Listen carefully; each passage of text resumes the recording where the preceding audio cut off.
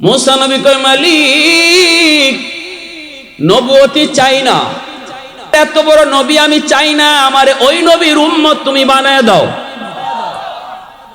আল্লাহ পাক কয়, হবে না মুসা, এরা আরো পরে আসবে, তুমি আগে আইছো। সুবহানাল্লাহ, জোরে কোন। ওই তো না, তুমি আগে আইছো, এরা আরো পরে আইব। সব নবীরা এরকম আবদার করেছে, আল্লাহ কারো আবদার কবুল করে নাই। কিন্তু একজন পয়গম্বর, তার নাম হলো দানিয়াল আলাইহিস সালাম, আল বিদায়া ওয়ান নিহায়া কিতাবের ভিতরে লিখেন, দানিয়াল আলাইহিস সালাম একজন পয়গম্বর। ইনি আল্লাহর কাছে আবদার করে, আল্লাহ ওই উম্মতের সুসংবাদ সকল নবী শুনল, আমিও শুনলাম। সব নবী উম্মত হওয়ার দরখাস্ত করলো, নবুয়তি চাইলো না, ওই নবীর উম্মত হতে চাইলো, আখির নবীর উম্মত হতে চাইলো। কারো দোয়া তুমি কবুল করলে না।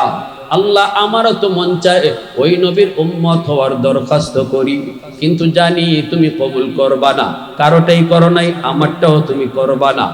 এজন্য আমি এইভাবে দোয়া চাইব না, আমি তোমার কাছে যেই দরখাস্তটা করব গো মালিক, সেই দরখাস্তটা হলো আমার মরণের পর আমার লাশটাকে তুমি সংরক্ষিত রাখবা, মাহফুজ করে রাখবা, নিরাপদ এক জায়গায় তুমি রাখবা।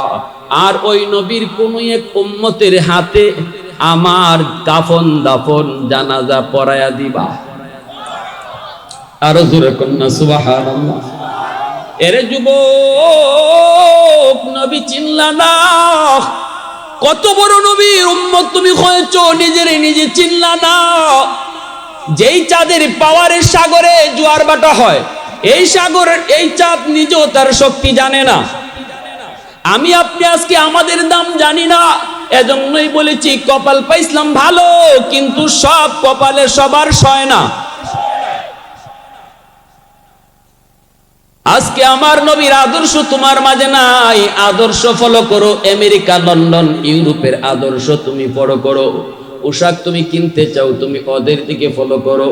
চুলের কাটিং বানাইতে চাও, ওদের দিকে ফলো করে চুলের কাটিং করো। দাড়ির মুশন বানাইতে চাও, ওদের দিকে তাকায়া মুশন বানাও। অথচ শোনো তোমার নবীর সম্মানের কথা। তোমার নবী কত বড় ছিল, কত শানওয়ালা ছিল, যেই নবীর উম্মত হওয়ার জন্য নবীরা পর্যন্ত আল্লাহর কাছে আবদার করত।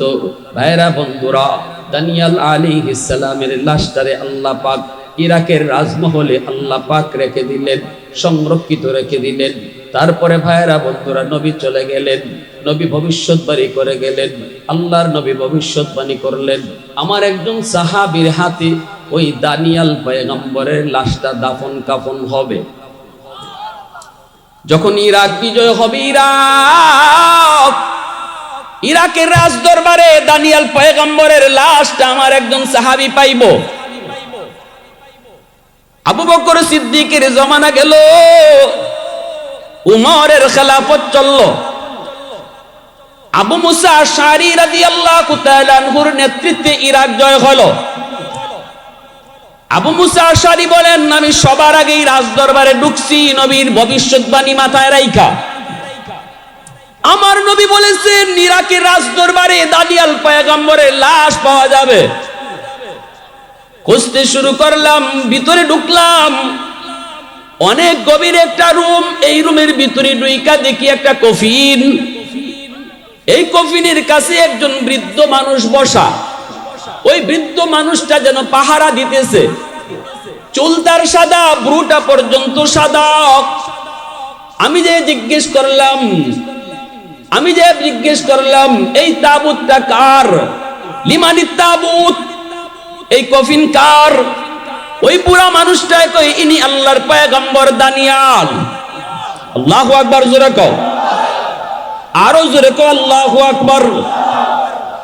আবু মুসা আশআরী রাদিয়াল্লাহু তাআলা আনহু বলেন, আমি আমার জীবনে এত খুশি হই নাই ওই দিন দানিয়ালের লাশটা দেখে আমি যত খুশি হইছি।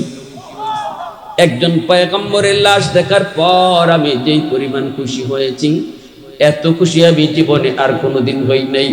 আমি নিজের হাতে আল্লাহর পয়গম্বরের কাফন দাফন সহ সব করলাম। জানাজা হলো, কাফন হলো, দাফন হলো। আর আমি তো নিজেকে সৌভাগ্য মনে করি, আমি একমাত্র ব্যক্তি যে দুইজন পয়গম্বরকে নিজের চোখে দেখছি। একজন হলেন আমার নবী, রহমতের নবী, সকল নবীর নবী। আর একজন হলেন বনি ইসরাইলের পয়গম্বর, যার নাম হলো দানিয়াল। আল্লাহু আকবার। उल्फत में तेरी वैसी ने दंदान कुतूरा, उल्फत में तेरी वैसी ने दंदान कुतूरा, बू बकर उमर नक्श कदम तेरा न चूरा, बू बकर उमर नक्श कदम तेरा न चूरा, आयुष्यात नबी वाके रार मदीना, सुल्तान का सुल्तान है सुल्तान मदीना, सरकार का सरकार है सरकार मदीना, गुलजार का गुलजार है गुलजार मदीना। अल्लाह ने मक्का ही में काबा बनाया, इस काबा का काबा तेरी मरकद को बनाया, अल्लाह ने मक्का ही में काबा बनाया, इस काबा का काबा तेरी मरकद को बनाया, ऐसा लम्हा जी चले जा राह मदीना, सुल्तान का सुल्तान है सुल्तान मदीना, सरकार का सरकार है सरकार मदीना, गुलजार का गुलजार है गुलजार मदीना। आवाज दिया कोन अल्लाहु আকবার। ভাইরা বন্ধুরা জন্য বলতেছিলাম, আল্লাহ পাক বলে ইন্না আ'তাইনাকাল কাউসার, নিশ্চয়ই বন্ধু আমি তোমাকে কাউসার দান করলাম। ফাসাল্লি লিরাব্বিকা ওয়ানহার, রবের নামে নামাজ পড়ো, কুরবানি করো। ইন্না শানিআকা হুয়াল আবতার, ও বন্ধু না না, তুমি আবতার নও, তুমি নির্বংশ নও। যারা তোমার দুশমন এরাই হলো নির্বংশ। আল্লাহু আকবার। কি ছিল এই সূরা নাজিলের প্রেক্ষাপট? আমার নবী, রহমতের নবী, মায়ার নবীর ছেলে সন্তান পরপর যখন সবাই মারা গেলেন, তখন সর্বশেষ ইব্রাহিমও যখন ইন্তেকাল করেন, তখনই মক্কার আবু জাহল, উতবা, সাইবা, বিশেষ করে আস ইবনে ওয়াইল, এরা আমার নবীকে নিয়ে সমালোচনা করত, বলতো রাখ রাখ, মুহাম্মদের কথা রাখ, মুহাম্মদের তো কোনো ছেলে নাই, মুহাম্মদের বংশ ধরে রাখবে কেডায়, মুহাম্মদ তো নির্বংশ। নাউজুবিল্লাহ, জোরে কর।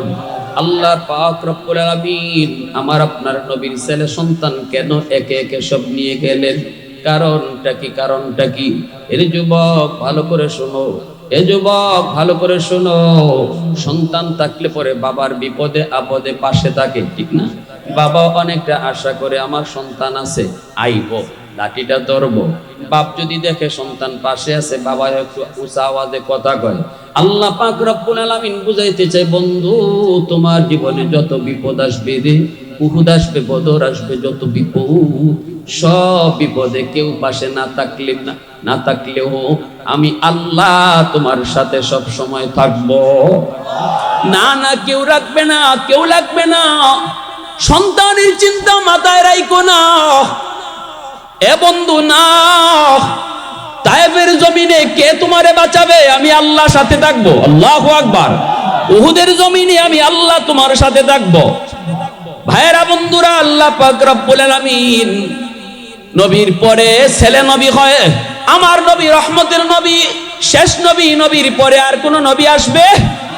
আমরা অতীতে দেখেছি অনেক নবী, নিজে নবী, ছেলেও নবী। ইব্রাহিম নবী নিজে নবী, ছেলেও নবী।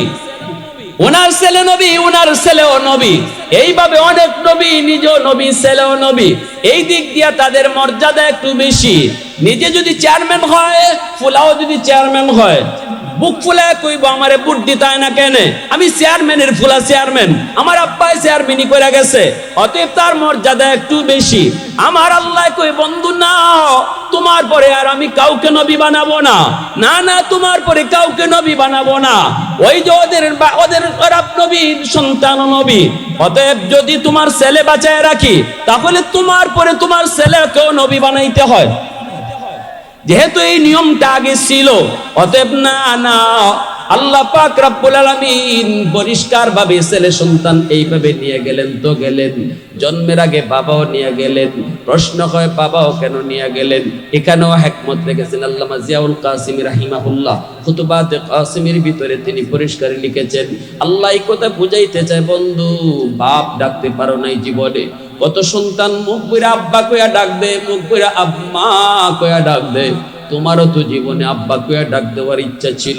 আমি আল্লাহ জানি সব সন্তানই আব্বাকে আব্বা কইয়া ডাক দিয়ে যে মজা পায়, পৃথিবীতে আর কোনো ডাকে তো মজা পায় না।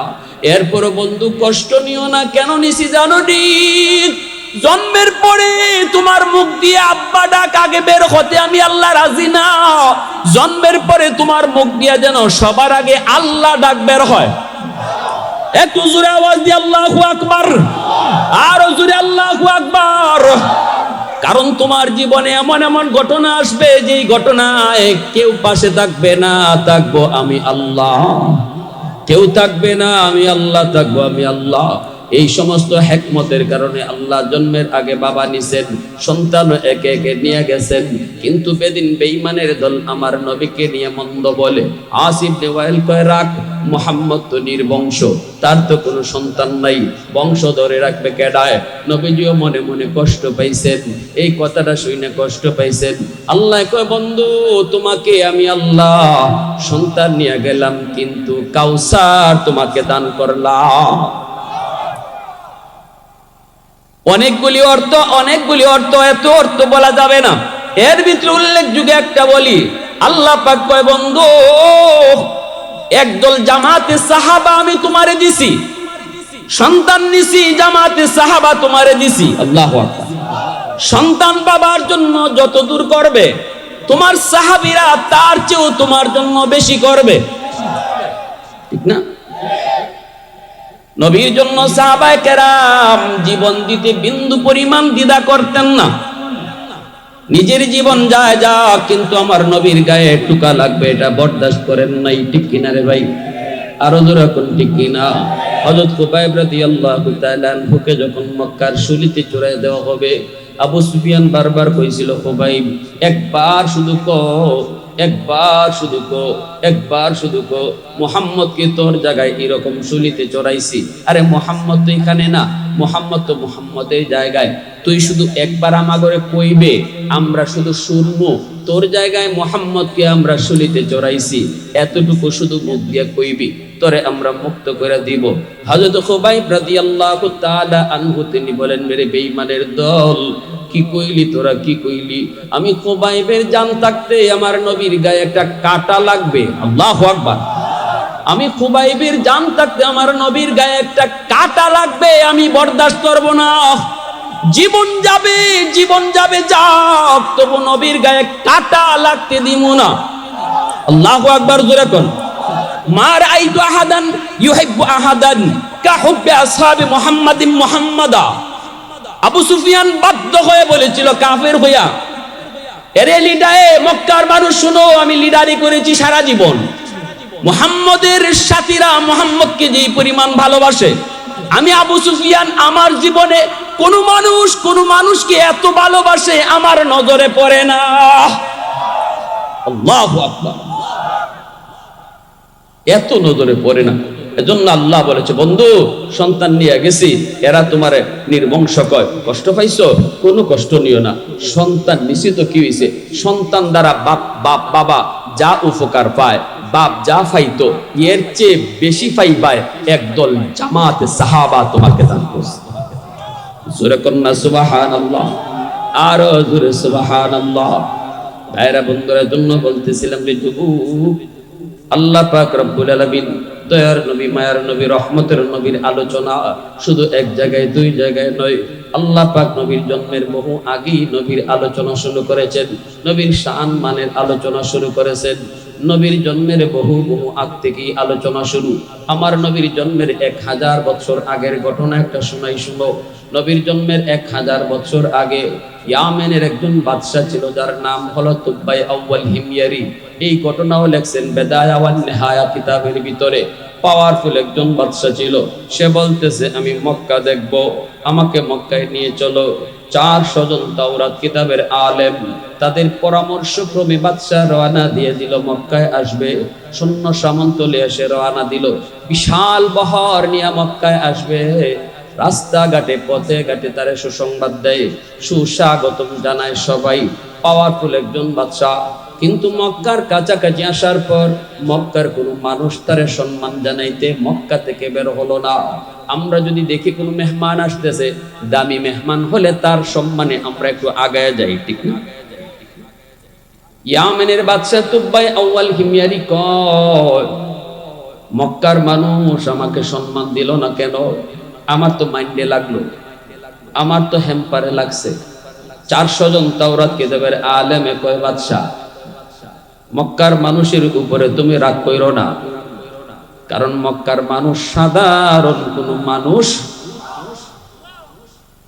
এই মক্কায় আল্লাহর ঘর খানায় কাবা, এই মক্কায় আল্লাহর ঘর খানায় কাবা।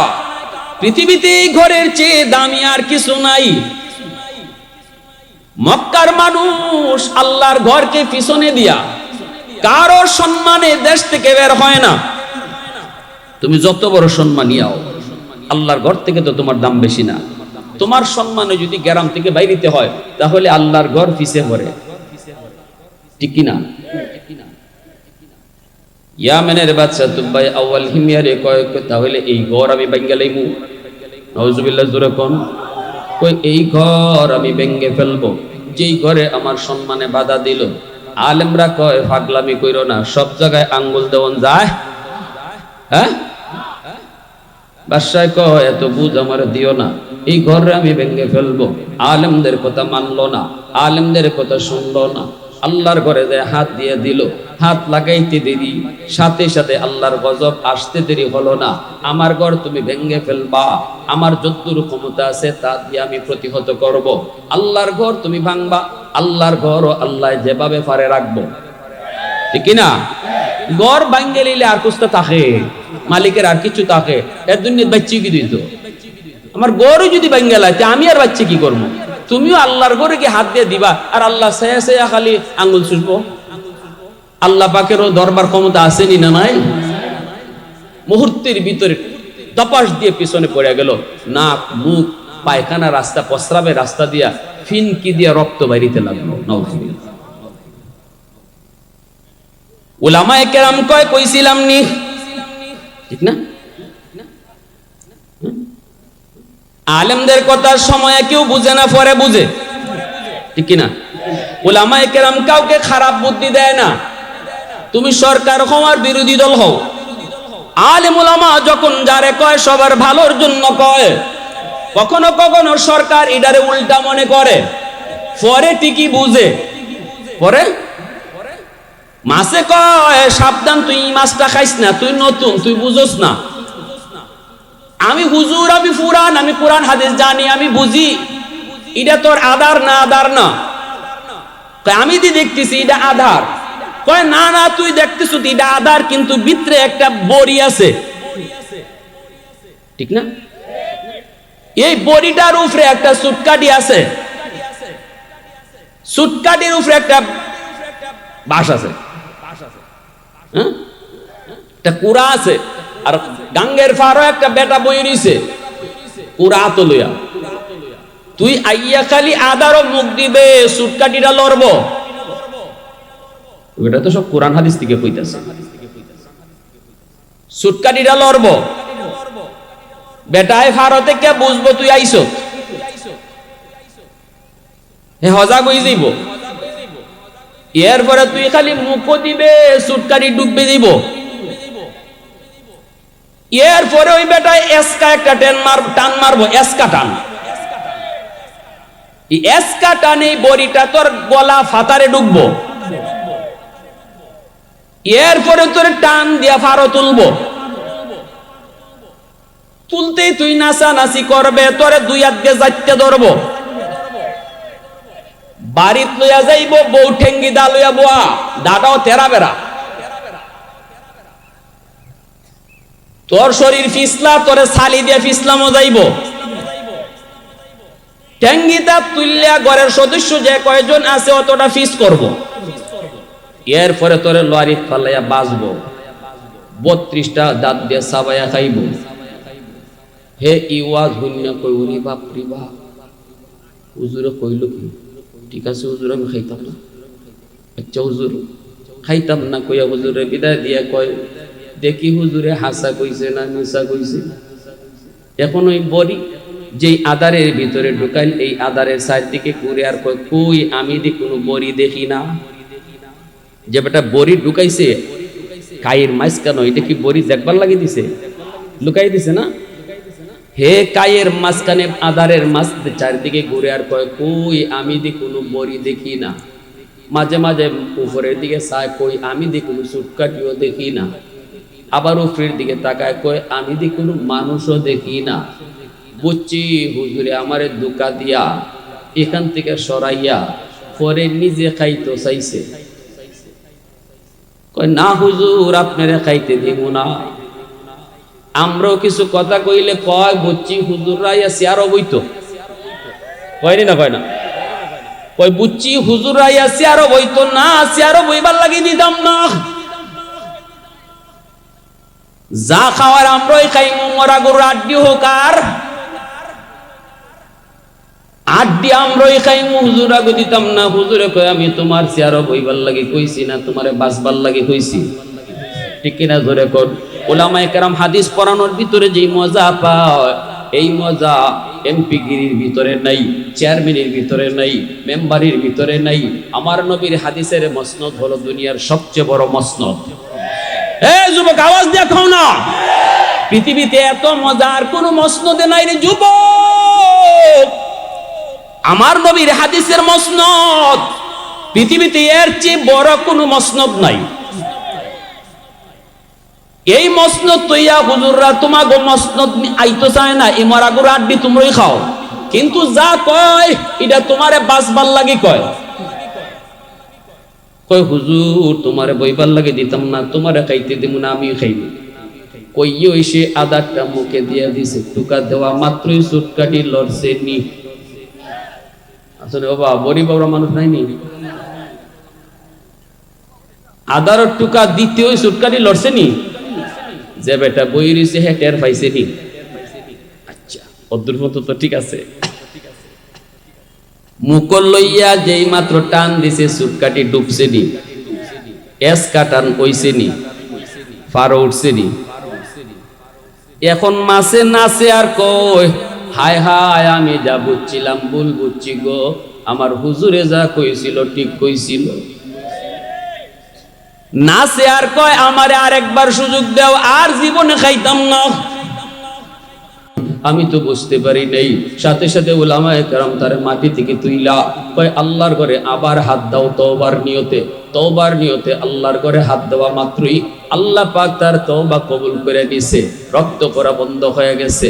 এইবার তুব্বায়ে আউয়াল হিময়ারি কয়, আমি এই ঘর আল্লাহর ঘর খানায় কাবায় যেই ভুল করেছি, যেই বেয়াদবি তার সাথে করেছি, এর প্রায়শ্চিত্ত করতে চাই, কিছু খেদমত করতে চাই। কেমনে তুমি খেদমত করবা? ওই আল্লাহর ঘর খানায় কাবার গিলাফ আমি লাগাই দিব। সর্বপ্রথম ইয়ামেনের বাদশাহ নবীর জন্মের 1000 বছর আগে ওই তুব্বায়ে আউয়াল হিময়ারি আল্লাহর ঘর খানায় কাবার সর্বপ্রথম গিলাফ লাগাইলো। এরপরে কই আমি মদিনা দেখবো। আল্লাহু আকবার জোরে কোন। তখনও তো মদিনা হয় নাই, মদিনার মানুষ তো হয় নাই, মদিনা তো বহু পরে হবে। আমার নবীর তো এখনো জন্ম হয় নাই, নবীর তো জন্ম হইতে আরো 1000 বছর বাকি। তবু কই তাওরাত কিতাবের ভিতরে যেই জায়গায় আখিরি নবী হিজরত কইরা যাবেন, ওই জায়গা হবে মদিনাতুন নবী। আমি ওই জায়গাটা দেখতে চাই। 400 জন আলেম কয় তাহলে চলো সফর শুরু করো, কিতাবের পাতা উল্টাও, দেখো কোন জায়গার সাথে মদিনার মিল হয়। হাঁটা শুরু করে দিল, রাস্তা পেয়ে গেল। কোন রাস্তা? কয় আমার নবীর হিজরতের রাস্তা পেয়ে গেছে। কারণ আমার নবী রহমতের নবী। এ যুবক, তুমি যেই নবীর উম্মত, ওই নবী কোন রাস্তা দিয়ে হিজরত করবে, রাস্তার কন্ডিশন কেমন হবে, রাস্তাটা কেমন হবে, সব বিবরণ আল্লাহ তাওরাত কিতাবে দিছে। শুধু নবীর বিবরণ না, নবী কোন দিক দিয়ে যাবে ওই রাস্তার বিবরণ আল্লাহ তাওরাতে দিছে। ওই রাস্তার আবহাওয়া কেমন হবে তা দিছে, কন্ডিশন কেমন হবে তা দিছে, লম্বা হবে না বাঁকা হবে তা দিছে, কত দূর গিয়া রাস্তাটা বাঁকা হবে তাও তাওরাত কিতাবে আছে। আল্লাহু আকবার। বুঝো না একটু কোন নবীর উম্মত হইছো, একটু বুঝো এই কথাগুলা। হযরত মূসা নবী তার উম্মতকে শোনায় গেছে। আল্লাহু আকবার। এমন এক নবী আসতেছেন যেই নবী কোন দিক থেকে কোন দিকে যাবে, কি করবে কি না করবে, সব বিবরণ আল্লাহ আগের আসমানি কিতাবের মধ্যে আল্লাহ দিয়ে দিয়েছে। শুরু হয়ে গেল হাঁটা। আমার নবী রহমতের নবী, মায়ার নবীর মদিনাতুন নবী দেখার জন্য হাঁটা শুরু হয়ে গেল।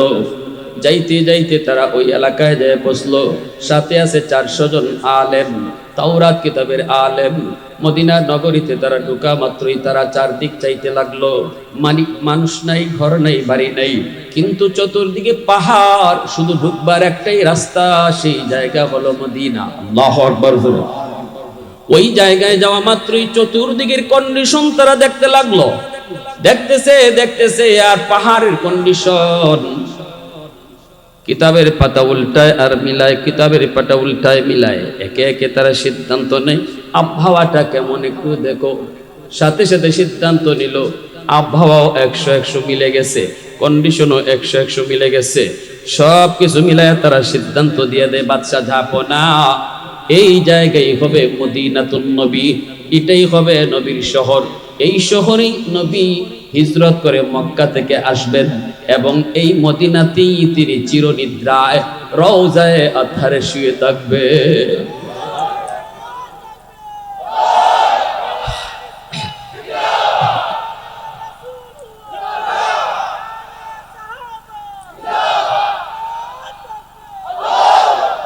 উলামায়ে কেরাম কয়, বাদশা ঝাপনা,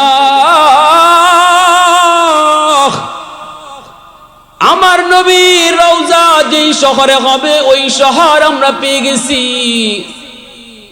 আমরা উলামায়ে কেরাম সিদ্ধান্ত নিয়েছি এই শহর ছেড়ে আমরা যাবো না, আর আমরা ইয়ামেনে যাবো না, এই শহরেই থেকে যাব। আমাদের জন্য ছোট ছোট 400 ঘর আপনি বানিয়ে দিয়ে যান। আমাদের মন বলে, যেই নবীর উসিলায় আল্লাহ কায়নাত বানাইল গো, যেই নবী এই মদিনায় শুয়ে থাকবেন, এই মদিনাতে আমাদেরও যেন কবর হয়। আমাদের কবরের পাশ দিয়া রহমতের নবী হাঁটবে, নবীর পায়ের ধুলাবালিগুলি আমাদের কবরে পড়বে।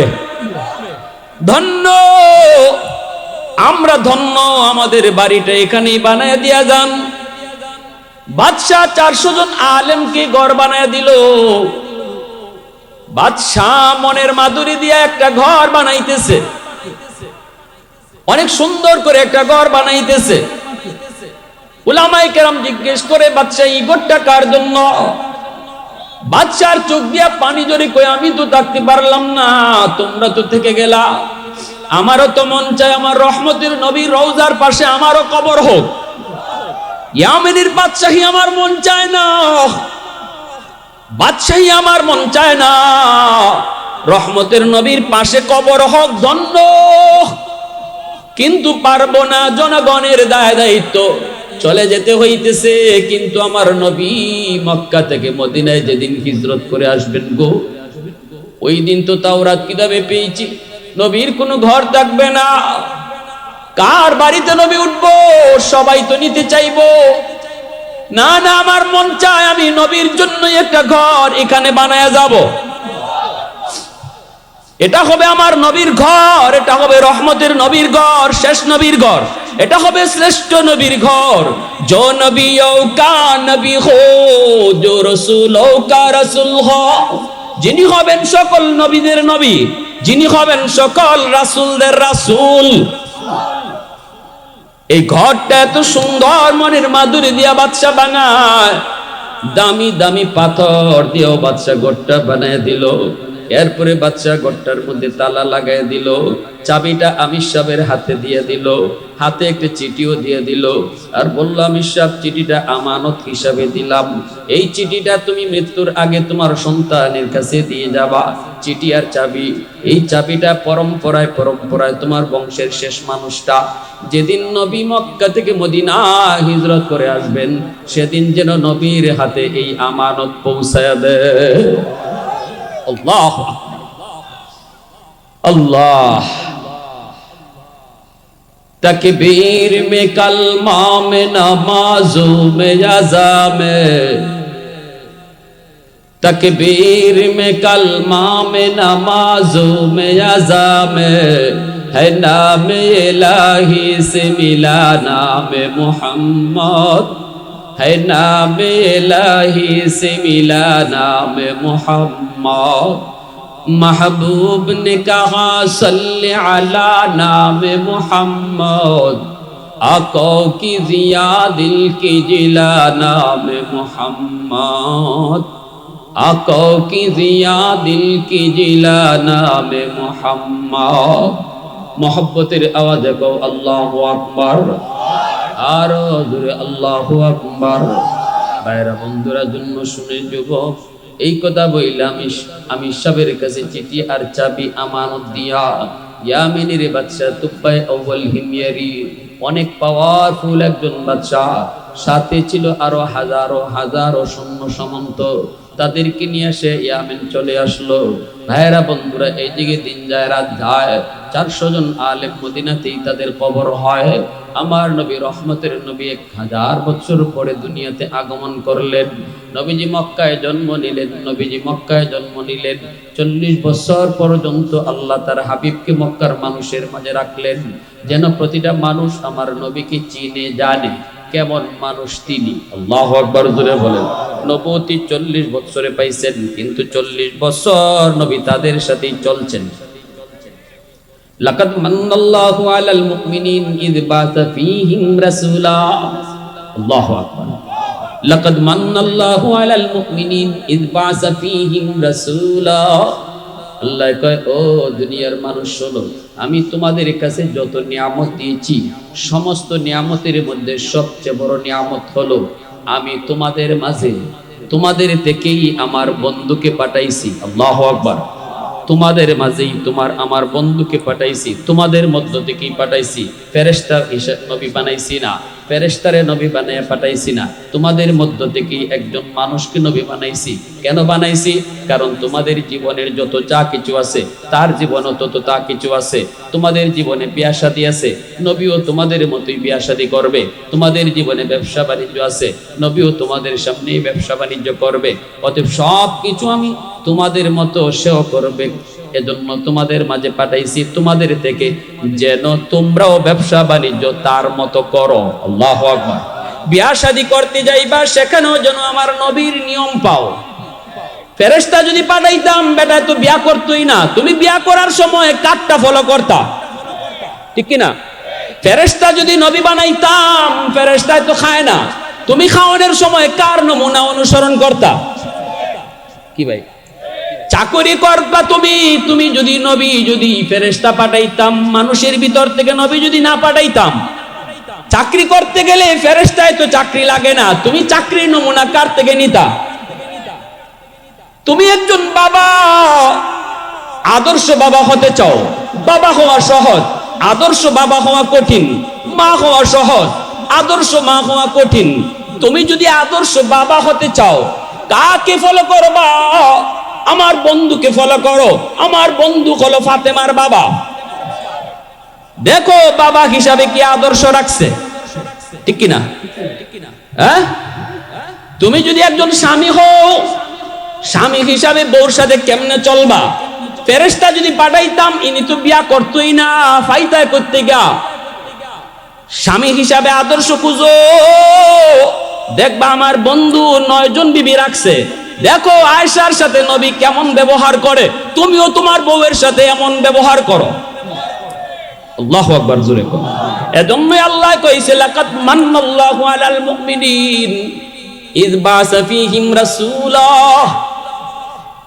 এরে যুবক, এজন্য দিলটা নরম করে কথাগুলো একটু বোঝার চেষ্টা করো।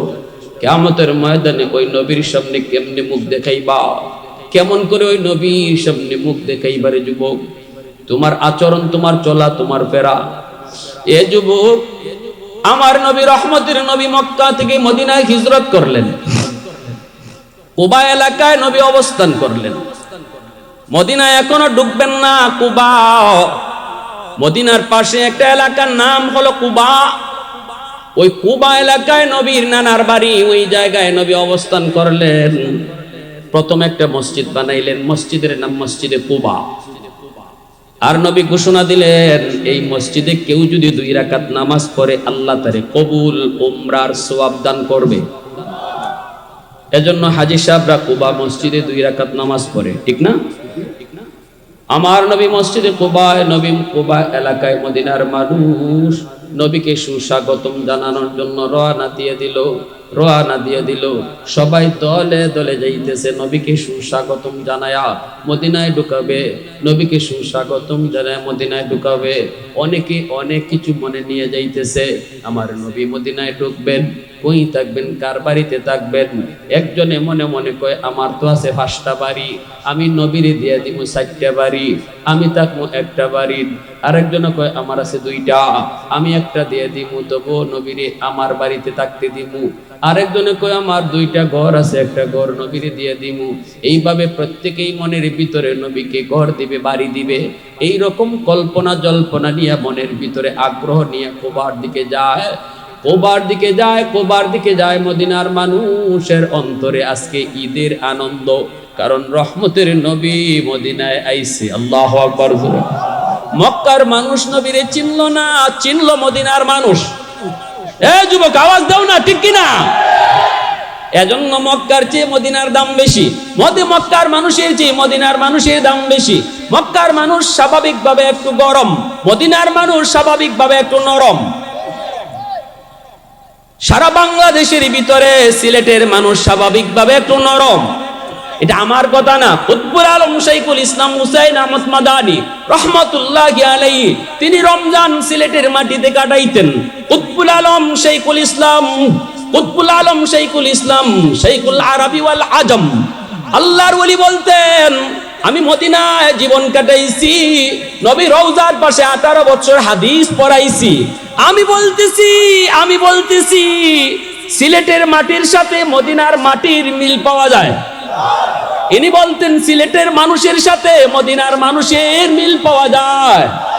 আল্লাহু আকবার, জোরে আওয়াজ দিয়ে আল্লাহু আকবার, আর জোরে আল্লাহু আকবার। ভাইরা বন্ধুরা, ওইদিকে আমির সাহেবের হাতে যে চিঠি আর চাবি ছিল, এই চিঠি আর চাবি পরম্পরায় হাত বদল হতে হতে তার বংশের সর্বশেষ যেই মানুষটার কাছে চিঠি আর চাবি এসে পৌঁছলো, ইনি আর কেউ নন, ইনি হলেন আবু আইয়ুব আনসারী রাদিয়াল্লাহু তাআলা আনহু। আল্লাহু আকবার। মদিনার আনসার সাহাবী হযরত আবু আইয়ুব আনসারী রাদিয়াল্লাহু তাআলা আনহু, ওনার হাতে চিঠি আর চাবি আইসা শেষমেশ হচ্ছে যখন নবী মদিনায় হিজরত করে আইছে।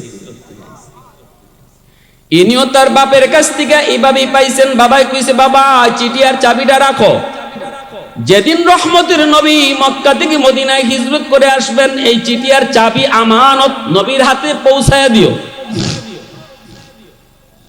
আমার ভাইরা বন্ধুরা, যুবক, আমার নবীর একটা আমানত আল্লাহ 1000 বছর আগ থেকে কেমন সংরক্ষণ করছে। রহমতের নবীকে আগায় আনার জন্য মদিনার মানুষ যায়, আর এইদিকে আবু আইয়ুব আনসারী ইনি তো যায় না, ইনি তো কুবার দিকে যায় না, বরং ওই ঘরটা, যেই ঘরের চাবি তার হাতে, এই ঘরখানা আবু আইয়ুব আনসারী মনের মাধুরী দিয়া ঘরটা মুছতেছে, চোখের পানি দিয়া ঘরটা মুছতেছে, আর কাঁদতেছে, মালিক, আজকে ঘরের মালিক তার চাবি নিজের হাতে পাইব। যেই চাবি তুমি 1000 বছর আগ থেকে সংরক্ষণ করে রাখছো, আজকে তোমার হাবিবের হাতে এই চাবি তুমি পৌঁছাইবা। ঘরটা মুছতেছেন মনের মাধুরী দিয়া। মানুষেরা কয় আবু আইয়ুব সবাই কুবায় যায়, তুমি কি যাবা না? আবু আইয়ুব কয় তোমরা যাও, চোখের পানি মুছে আর কয় যাও, আমার কাছে নবীর একটা চিঠি আর চাবি আমানত আছে গো। আমার মন বলে এই আমানত নেওয়ার জন্য নবী আমার খুঁজে এই পর্যন্ত আসবেন, কারণ এই চিঠি আর চাবির কথা আমার আল্লাহ নবীকে অবশ্যই জানিয়ে দিছি। চিঠি আর চাবি নিতে নবী নিজেই চলে আসবেন। এইদিকে মদিনার মানুষ তারা তো কিছু বুঝে না, তারা রওনা দিয়ে দিল। কের চিঠি কের চাবি সে সবাই তো বুঝার কথাও না, সবাই তো চলে গেল, কোবায় গেল, যায় বলতেছে ইয়া রাসূলুল্লাহ, ওগো নবীজি আসেন, আপনি আমার বাড়িতে আসেন, ওগো নবীজি আপনি আমার বাড়িতে আসেন, ওগো নবীজি আপনি আমার বাড়িতে আসেন। দয়ার নবী দয়ার নবী বলতেছেন, ও আল্লাহ, মদিনার মানুষের অন্তরে কত আগ্রহ, আমার নিজের মানুষগুলো আমারে চিনলো না, মারলো, বাড়ি থেকে বের করে দিল, আমাকে নিজের গ্রামে থাকতে দিল না। পৃথিবীতে কোনো মানুষ নিজের গ্রাম ছাড়তে চায় না, কেউ তার গ্রাম ছাড়তে চায় না, রাস্তা থাকুক আর না থাকুক, ঘর ভাঙ্গা হোক আর যাই হোক, গ্রামের মায়া মায়া, এই মায়া কেউ ভুলতে পারে না। এজন্যই তো আমার নবী হিজরতের রাতে নবীজি মক্কার দিকে চেয়ে চেয়ে চোখের পানি ঝরে ঝরে দাড়ি বেয়ে বেয়ে নবীর পানি পড়তেছিল, আর কাঁদতেছিলেন আর বলতেছিলেন, এরে মক্কা নগরী, আমি তোমার মাঝে জন্ম নিয়েছি, তোমার মাঝে বড় হয়েছি, তোমার প্রতিটা বালির প্রতি আমার মহব্বত, তোমার মাঝে আমার আল্লাহর ঘরখানায় কাবা, যেই ঘর ঘুম থেকে উঠার পর চোখে না দেখলে ভাত হজম হইতো না। আজকে ওই মক্কা ছেড়ে চলে যেতে হয় আমার স্বজাতি মানুষের কারণে, আমার স্বজাতি মানুষের কারণে, আমার স্বজাতি মানুষগুলার কারণে আমি পারি না, আমার চলে যেতে হয়। আমি গেলাম। মায়ার নবী দয়ার নবী বলতেছে, যদি এরা আমার সাথে দুশ্মনী না করতো আমি তোমাকে কোনোদিন ছেড়ে যেতাম না, কোনোদিন আমি তোমাকে ছেড়ে যেতাম না। সাথে সাথে আল্লাহ পাকের আর সইল না, আল্লাহ পাক রব্বুল আলামিন কষ্ট পেয়ে গেল, কারণ আমার নবীর চোখের পানি আল্লাহ নিজেও বরদাস্ত করতে পারে না। আল্লাহ কয়, বন্ধু কষ্ট নিও না, যাও, আমি আল্লাহ ওয়াদা দিলাম অল্প দিনের ভিতরে আবার তোমারে মক্কায় ফেরত পাঠায় দিব। আল্লাহু আকবার, জোরে বলেন। এজন্যই তোমার নবী দয়ার নবী তিনি এইবার বলতেছেন, না আমাকে তোমরা নিতে হবে না, কারো বাড়িতেও নিয়ে যাওয়া লাগবে না, আমি কই যাইমু, কোথায় গিয়া বসবো, কোন বাড়িতে থাকমু, এটা আমি নিজেও জানি না, তবে আমার উট জানে, উটনি জানে, আর আমার আল্লাহ জানে। উটনির পিঠে উঠে আমি বসবো, আর আল্লাহর ইশারায় উটনি চলবো। উটনি যার বাড়ির সামনে যেয়ে বসবো, যেখানে যেয়ে বসবো, এখানে আমার থাকার জায়গা হইব। ভাইরা বন্ধুরা, নবী উটনির পিঠে বসলেন, উটনি মায়ার নবীকে নিয়ে রওনা দিয়ে দিল। যাইতেছে মদিনার অলিগলি দিয়ে ঘুরতেছে, পিছনে সাহাবীরাও যায়। সবার মনেই ছিল হয়তো উটনিটা আমার বাড়িতে যায় বসবে, না কারো বাড়িতে বসলো না। মদিনার অলিগলি মনে হয় যেন আগে থেকেই চিনে গলিগুলা। এইভাবে যাইতে সেই আবু আইয়ুব আনসারী, যার হাতে এই চিঠি আর চাবি, ওই আবু আইয়ুব আনসারীর বাড়ির সামনে যে উটনি মায়ার নবীকে নিয়ে বসে গেল। আল্লাহ নবী নাইমেই বলতেছেন মুস্কি হাসি দিয়া, ও আবু আইয়ুব, কোথায় আমার আমানত? আরো আস্তে কোন সুবহানাল্লাহ, আরো জোরে কোন সুবহানাল্লাহ। নবীজি চিঠি নিলেন, চাবি নিলেন, নিয়া নবীজি খুইলা দেখেন তুব্বাই আউয়াল হিময়ারি, ইয়ামেনের বাদশা লিখছে, নবী গো, ওগো নবীজি, আপনার জন্মের 1000 বছর আগে আমি মদিনা আয়া গেছি। আল্লাহু আকবার। ওগো নবী, জানি আপনি মদিনায় আসবেন, সেদিন আপনার কোনো ঘর থাকবে না, বাড়ি থাকবে না, আমি আপনার জন্য একটা ঘর বানিয়ে দিলাম, ছোট্ট একটা হাদিয়া গো নবী, আমার এই হাদিয়াটা আপনি কবুল কইরেন। আর নবী গো, আমি আপনার উপরে সর্বপ্রথম ঈমান আনয়নকারী, যদি আমি ইয়ামেনের বাদশা না হতাম, আমার কবরটাও আপনার মদিনায় হতো। আল্লাহু আকবার, সুবহানাল্লাহ।